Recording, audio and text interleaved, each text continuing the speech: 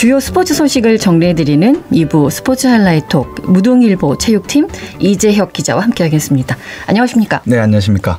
기아 타이거즈가 어제 하나 이글스하고 경기가 있었네요. 네. 5대3으로 이겼습니다. 네, 기아가 30일 어제죠. 대전 하나생명 볼파크에서 하나이글스와 경기에서 5대3 역전승을 거뒀습니다. 예.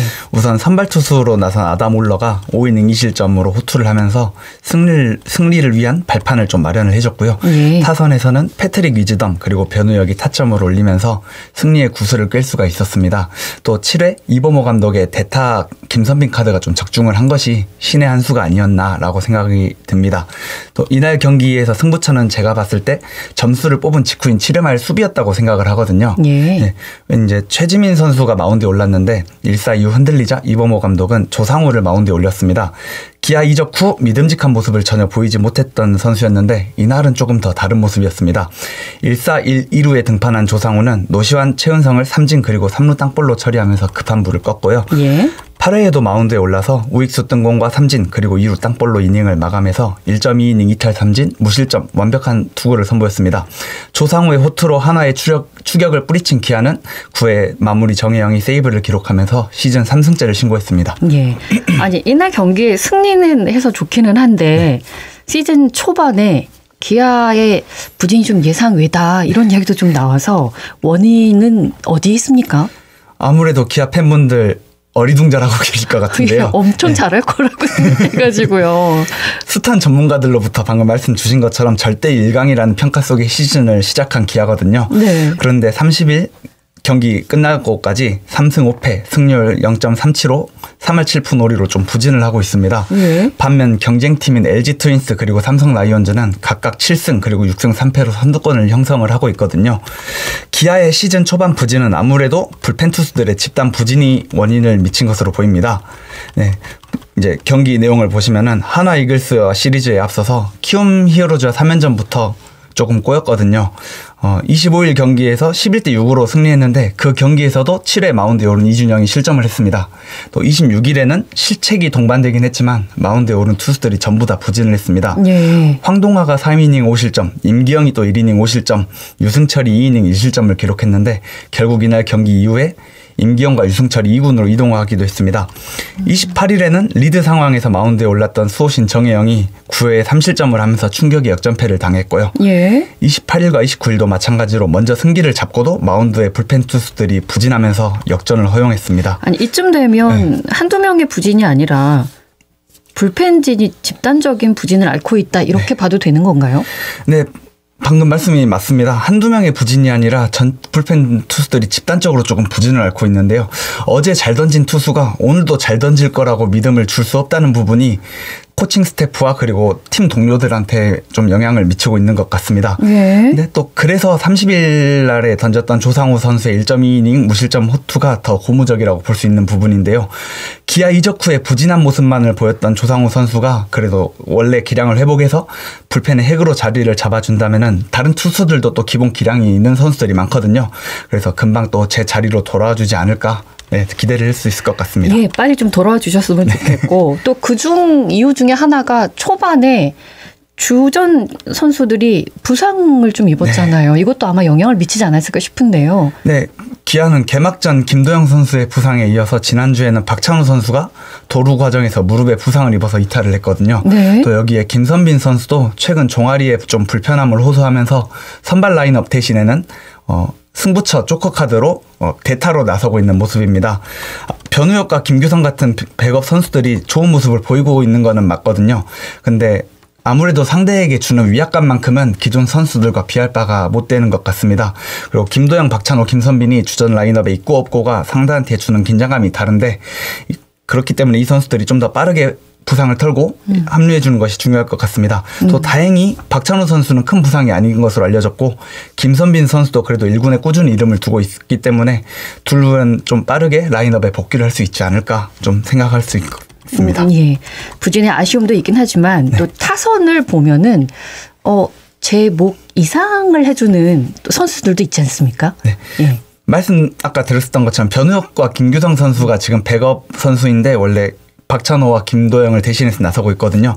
이 선수들이 좀 좋은 모습을 보이고 있습니다. 예. 변우혁 선수 4경기에서 타율 2할 8푼 5리 2타점. 크게 두드러지지는 않는데 31경기에서 류현진한테 타점을 올리기도 했고요.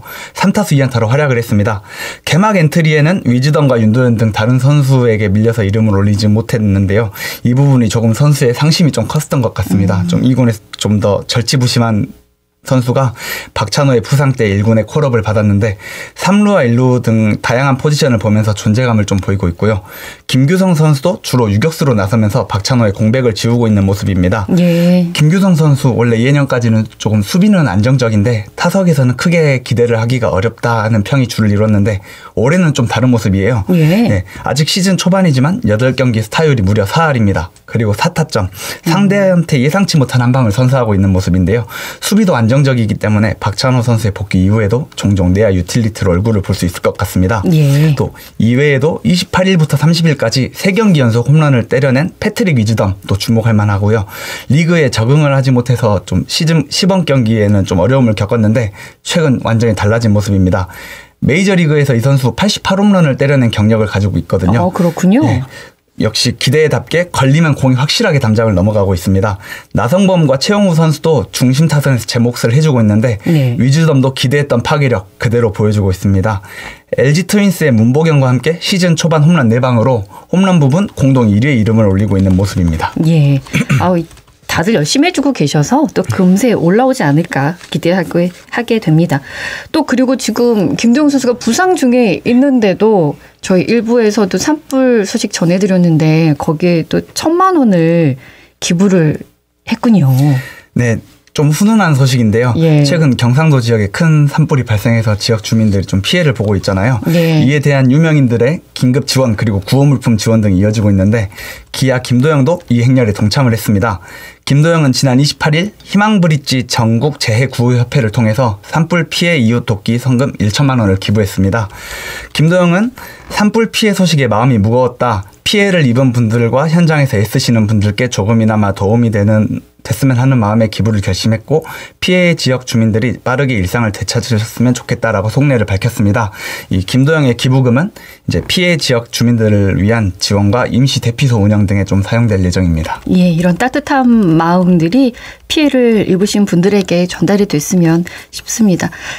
기아가 이번 주에는 삼성, LG와 차례로 경기를 치르죠. 네, 기아 타이거즈 이번 주에는 선두권 경제팀들과 차례로 만납니다.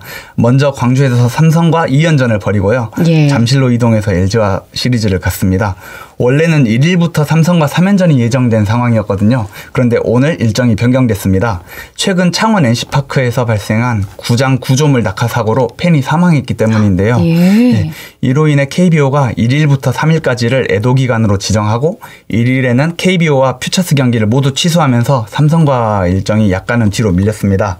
네, 근데 그럼에도 불구하고 시즌 초반 아까 말씀드린 것처럼 불안한 출발을 하고 있는 기아로서는 다소 부담스러운 일정인데요. 지난해에도 2위와 3위로 기아를 추격했던 팀들인데 올해는 1, 2, 2위 아주 막강한 전력을 자랑하고 있습니다.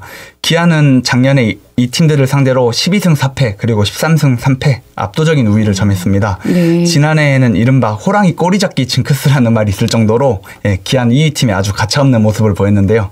다만 올해는 아직 선수들의 페이스가 올라오지 않아서 기아가 조금 고전을 하고 있기 때문에 작년과 같은 압도적인 모습을 보여줄 수 있을지는 미지수입니다. 네. 그런데 기아가 이번 주에 어떤 모습을 보여주는지가 시즌 초반 좀 순위 경쟁에 큰 영향을 미칠 것 같은데요. 다행인 점은 31경기에서 기아가 승리를 했기 때문에 어느 정도 팀 분위기가 조금 환기가 됐다는 부분입니다. 그전까지는 4연패를 당해 있었기 때문에 아마 31경기에서도 패전을 했다면 5연패 좀 무거운 발걸음으로 광주로 돌아올 수밖에 없었을 텐데 예. 연패를 털고 좀 홀가분한 마음으로 홈으로 돌아온 만큼 부담 대신 자신감으로 이번 주 좀 좋은 성적을 올렸으면 좋겠습니다. 예, 있어서는 안 되는 안타까운 일이 또 있었었군요. 네. 이번에는 이제 축구 이야기 들어보겠습니다. 광주 FC 29일 대전과 경기에서 1대1 무승부 기록했습니다. 소식 듣겠습니다. 네, 광주 FC 지난 29일 대전 하나시티즌과 원정 경기를 치렀습니다. 공교롭게 광주와 기아가 모두 지난 주말 대전에서 경기를 치렀는데요. 그러네요. 네. 예. 이 경기에서 광주는 대전과 1대1 자웅을 가리지 못했습니다. 광주의 시즌 성적은 1승 3무 1패 승점 7.82가 됐습니다. 예. 네, 광주는 전반 33분 헤이스가 대전의 골문을 먼저 열어서 앞섰는데요. 박태준이 상대 공을 가로채서 헤이스에게 이었고요. 예. 헤이스가 날카로운 왼발 슛으로 먼저 득점을 성공시켰습니다. 후반전에는 아사니와 오우성을 투입해서 광주는 추가 득점에 대한 욕심을 드러냈는데 아쉽게 후반 16분 실점을 허용하고 말았습니다. 어떻게 됐습니까? 네. 이후에 또 팽팽하게 좀 경기가 이어졌는데요. 예. 예, 두 팀이 모두 추가 득점을 올리지 못하고 무승부로 마무리가 됐습니다. 근데 이제 이 경기에서 짚어야 될 부분이 있는데요. 예. 경기 종료 직전에 있었습니다. 이정효 감독이 좀 퇴장을 당하고 말았는데요. 무슨 일로요? 광주 벤치 쪽으로 본인 이제 경기 결과가 마음에 안 들었는지 벤치 쪽 물병을 걷어찬 것이 문제가 됐습니다. 이 퇴장 조치로 이 감독은 앞으로 2경기 출장 정지 처분을 받았는데요. 감독의 리더십이 아무래도 광주 FC의 입장에서는 좀 절대적인데 이정효 감독의 공백 광주FC가 어떻게 대처할지 또 관심입니다. 그랬군요. 네. 이번 주에는 제주 SKFC와 경기를 가는군요. 네, 이번 주에는 6일 일요일에 광주 월드컵 경기장에서 제주와 홈 경기를 갖습니다. 네, 제주는 올 시즌 2승 1무 그리고 3패 승점 7점을 올리고 있는데 예. 광주와 승점은 같지만 득점에서 밀린 9위입니다. 최근 경기에서는 제주가 30일 수원FC에 1대0으로 승리하면서 기세가 올라있는 상황인데요. 예. 반면 광주는 사령탑이 부재인 가운데 광주의 전술을 이끌 마철준 수석코치의 어깨가 무겁습니다. 동시에 키플레이어로는 헤이스를 꼽아주고 싶습니다. 2021년 광주FC에 입단했던 헤이스는 2023년부터 2024년까지 그러니까 지난해까지 제주에 2년 동안 몸을 담았습니다. 올해 다시 광주로 돌아왔고 또 최근에 페이스가 좋거든요. 또 그런 헤이스의 활약에 광주의 승전보를 조금 기대해봐도 좋을 것 같습니다. 예, 기대하겠습니다. 그리고 광주의 어린 축구 팬들을 위해서 특별한 이벤트도 마련했습니까?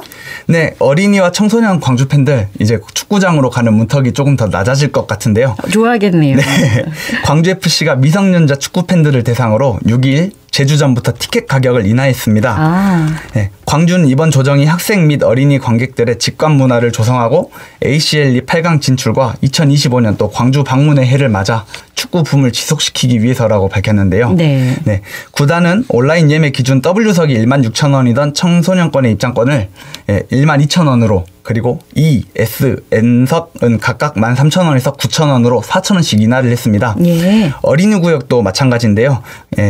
W석은 12,000원에서 8,000원 그리고 ESN석은 10,000원에서 6,000원으로 인하를 했습니다. 또 가격 조정뿐만 아니라 청소년 그리고 어린이 팬들을 위한 다양한 이벤트도 기획을 해서 구단의 미래 팬들을 다수 확보하겠다는 다짐입니다. 그렇군요. 네.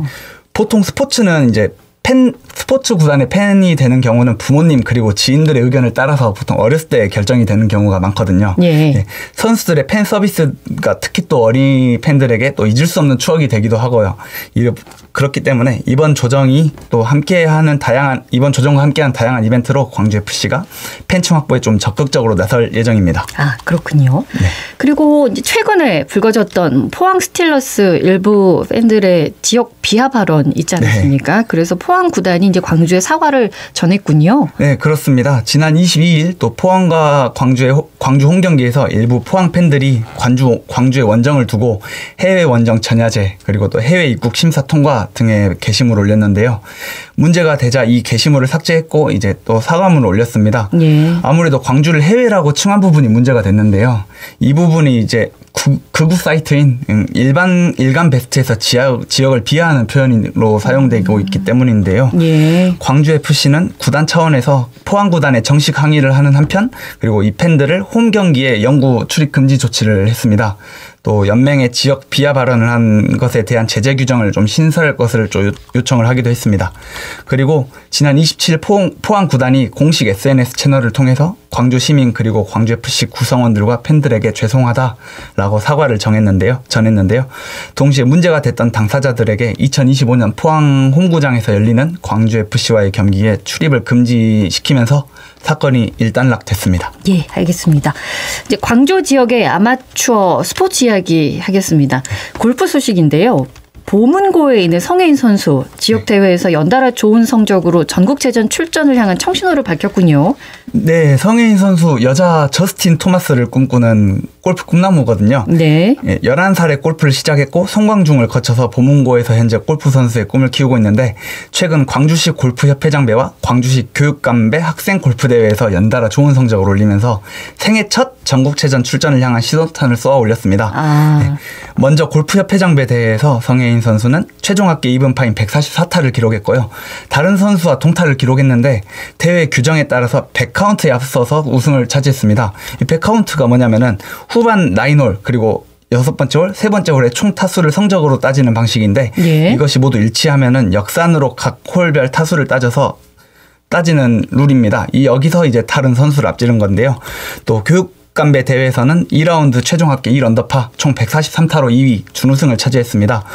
보통 골프하면 드라이버 그리고 장타에 좀 욕심을 갖기가 마련이잖아요. 그렇죠. 네. 근데 이 선수 고등학교 1학년인데도 불구하고 퍼터에 조금 더 욕심을 내고 있습니다. 예. 일전에 제가 한번 만나본 적이 있는데 골프를 시작하고 나서 바로 퍼터를 가지고 한두 시간씩은 무조건 연습을 한다라고 했을 정도로 좀 숏게임에 진심인 선수예요. 예. 또 동시에 파워풀한 스윙이 장점인 저스틴 토마스 같은 선수가 되고 싶다라는 꿈을 가지고 있는데요. 예. 매일 선수의 영상을 보고 또 스윙을 연습한다고 하는데 올해 전국체전에 출전하면서 또 꿈을 키워나갈 수 있을지 지켜볼 일입니다. 예, 알겠습니다.